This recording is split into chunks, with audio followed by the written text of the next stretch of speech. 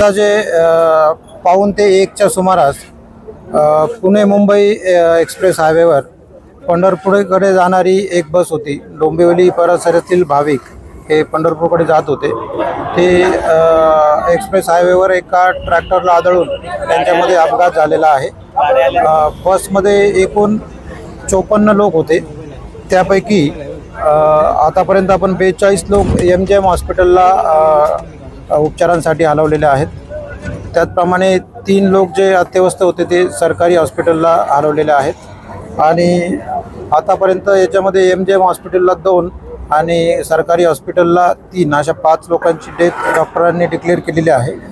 बाकीचे जे लोक आहेत त्यापैकी 7 ते 8 लोक जे आहेत त्यांची प्रकृती थोडीशी गंभीर आहे आणि बाकीचे लोक इतर लोक आहेत ते सेफ आहेत, त्यांच्यावर उपचार चालू आहे। ॲक्सिडेंट कसं झालं होतं? कुठे किती खाली बस गेली होती?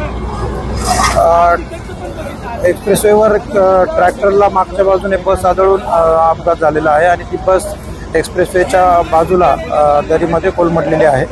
त्याच्यामधून बस आपण बाहेर काढून त्यातले इतर जे जखमी आहेत त्यांना सुखरूप बाहेर काढून त्यांना उपचारासाठी पाठवलेला आहे। सर, आषाढी एकादशीसाठी चालले होते का?